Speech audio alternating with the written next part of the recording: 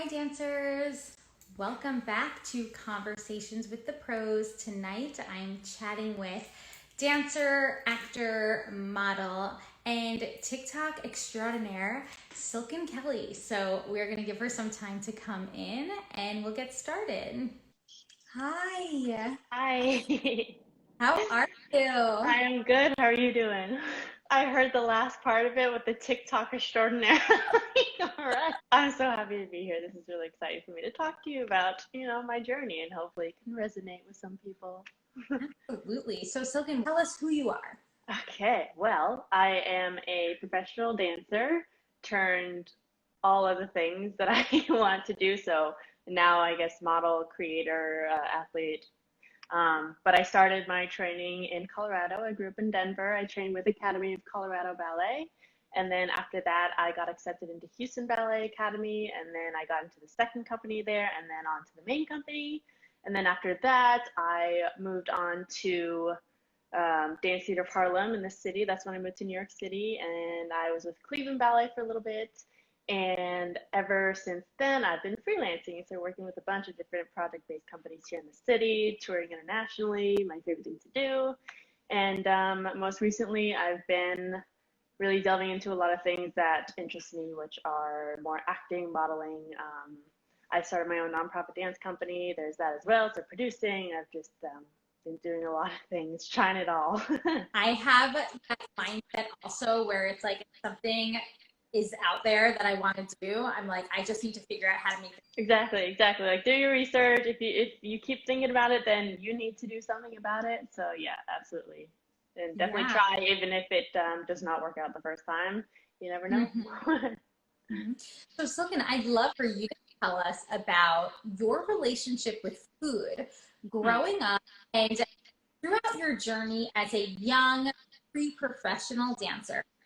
Okay, so I'm kind of considered really, really tall in the dance in the ballet world. I'm 5'9", but growing up, I was always the runt of the litter. I was always the shortest one. I was super active all the time, and I was growing all the time. So um, the real switch when my relationship with food changed a little bit, which with every single woman, I think, is when around the time puberty hits. So that was around my senior year in high school. I'm a very late bloomer. So that's around when it I started to have that sensation of like, oh wait, I guess I have to really take into consideration what I am eating and how it fuels me properly and how it makes me feel basically. So that started that journey of maybe a little bit unhealthily, like really strictly watching is like I can only eat this many calories per day, all that stuff. It turned into, fast forward a few years, into I want to experiment with all the types of diets that there are because I was really curious of what would work specifically for my body.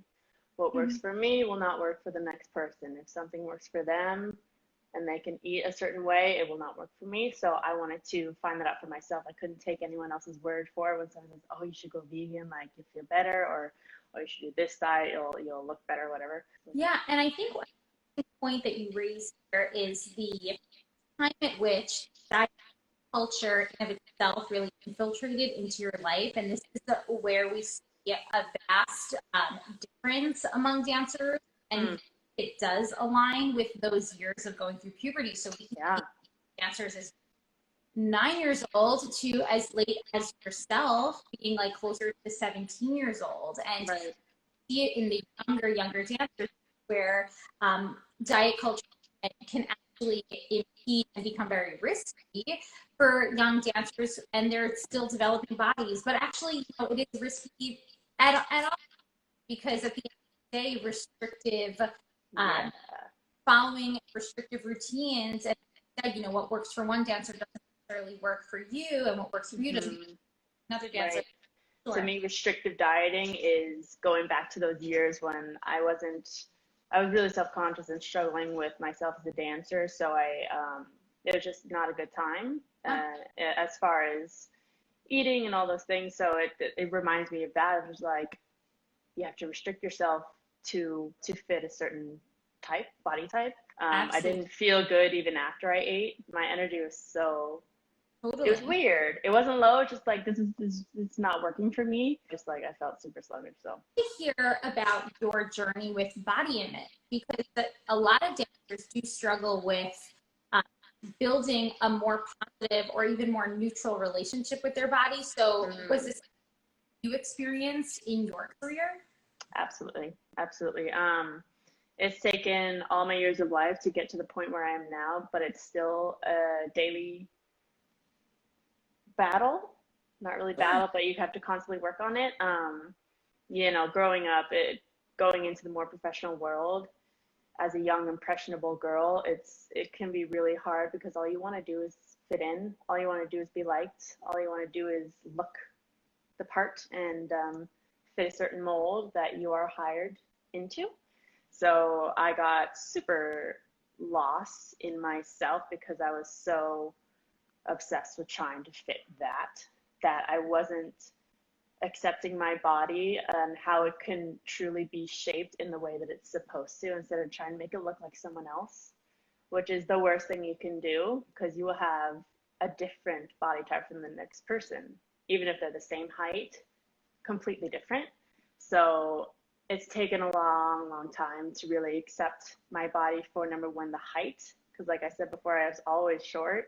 And then once I hit that growth spurt, my senior year in high school, that really like threw me for a loop. It's like, oh gosh, like now who am I in the dance world, right? Do I even fit in? Um, so yeah, from that to accepting that I do have more muscle, I do have more curve than what society, and hopefully it's changing a little bit, but what the stereotype of a ballerina should be, which it should never be anything. Um, Everyone, all bodies are ballet bodies. But yeah, it took a while, and I'm still, there are some parts of the day I'm like, Silken, stop it. Like, stop harping on yourself. Stop saying that, like, this is not good enough. Like, oh, you need to change this. Body is the journey, and it's not something that necessarily we achieve and check off our to-do list, right? I, Mm, that no, yeah, journey, absolutely journey, not a single destination. It's a is constant, exactly that, yeah. and every day it's a matter of learning tools and Yes. having your back pocket of how you can do exactly what you said, which was fight back on those negative thoughts that Oh, might make their way, create their way, which by the way is so common because of what you said, our culture, right? yeah. Our Yeah. especially And culture. also, yeah, if you think about it, like, what do we do? We're in a studio with mirrors everywhere, and you constantly look at yourself all day long. So how can you not go to that place sometimes? It's not at the fault of the people in front of the room. It's not the fault of the companies. It's how it naturally happens for some people. You know. Actually, the environment itself definitely can breed a lot of comparisons, Right. Right. and what we can do as dancers is have a very proactive approach when it comes to navigating the negative thoughts and Right. changing the negative self-talk. Exactly Oh what yeah. you Yeah. exemplified. Also, so my journey is, and my path is very, very different than any other dancer, um, because there's the straight shot of you're in academy, you get into the second company and then main company, and then you're there, you work your way up in the company. Mine was definitely not that. I was in several different companies for a year there, half a year there, and then freelancing. So I didn't have the traditional trajectory of, core to principal, right, after the academy years. So that really ate at me for a while. It's just like, am I not good enough as a dancer? Am I not good enough as a person? Like, what's wrong with me? Am I not skinny enough, or all these things? But to tell you the truth, like, I am so happy that I didn't have that path because now I'm doing things that I wouldn't change for the world, and I've had experiences that I wouldn't want to change. And I took a gap year. This was in 2019. I stopped dancing for half a year because it was when I was freelancing in the city, and it's like I am a little bit tired of this whole struggling artist thing, and I want a little bit of steady income. So I became a personal trainer, and through those 6 or 7 months, I learned so much, and I'm so happy I did it because I feel like I'm so much better of a dancer and stronger because of the personal training. And I think it supplements so well dance. Also, even the time off that you took. It was Sometimes, needed.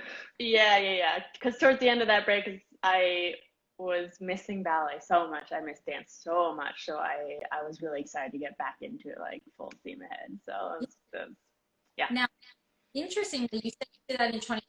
So 2020 hit, pandemic hit. I'm curious to know, obviously, COVID-19 presented a ton of challenges for dancers. Mm-hmm. Also inspired some opportunities. Did you feel that any opportunity came about because of the pandemic? Yeah. Yeah. So I made my own opportunities because speaking on what I said before, I'm super tall. My body type is not really what you would typically see. Hopefully that'll change. But I felt I just no one was giving me opportunity. That's what I always thought and always felt because I wouldn't get jobs, I wouldn't get contracts, I never fit into any companies. Maybe there are some out there that would love to have my height and body type. Haven't found it yet, but yeah. So the pandemic hit, and myself, like everyone else, just kind of lost their purpose. And so I went through all of that, and I just saw a need to do something. And so that is why I formed my own ballet company, nonprofit ballet company. And from there, I, it was very rewarding because I got to do it and produce these pieces because from an art standpoint, instead of, oh, I have to do this because it's a job, I have to do this to fit a certain look. So yeah, opportunity came. I was like, I'm gonna do my own pieces, produce my own shows, have my own company.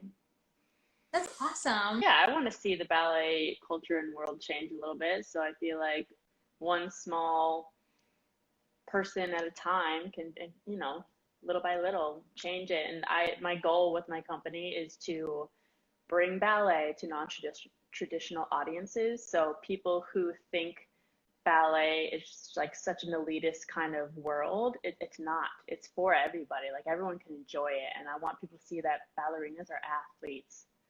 Like what we do is so impressive and intense, and to be enjoyed, So that's one of my goals. That is awesome. Really. Great to use your platform and your knowledge and all of the experience that you have really built in your Mm-hmm. uh, journey towards where you are now to give back to others. I really Yeah. think that's Yeah, and I wanted to, and it came out of the pandemic, and I saw every single performing artist struggle so much. I just I wanted to give dancers opportunities again, just like myself. So that's another reason why I was like, I want to give more dancers opportunities. So if more and more people create companies, then there will be more and more jobs for dancers. I found that I'm a lot happier now that I'm doing all these other activities outside of ballet, just ballet. Yeah, now that I've really took my mind outside of just the only ballet world, um, there's more things out there. It's not how skinny you look. It's just really not. And I'm okay with the muscles that I have and all these things. So yeah, yeah, I like to lift weights outside of the ballet world. yeah, finding movements that do make you feel good. Mm-hmm.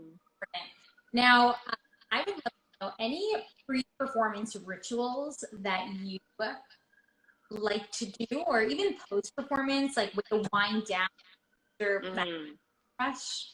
So I don't really have a specific pre-performance ritual. What I always make sure I do though, whenever I do have a show, is when possible, I make sure nothing else is going on that day because I don't like to feel stress of having to get something done before a performance night.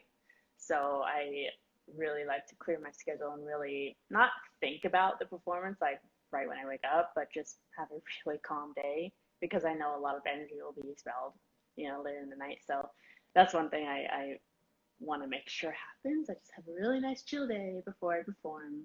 And then afterwards, I think I'm always the last one out of the theater or stage or whatever because I feel like I move so slow, but I like to just sit for a second and, enjoy what just happened. And then it took a while to take my makeup off, my hair out.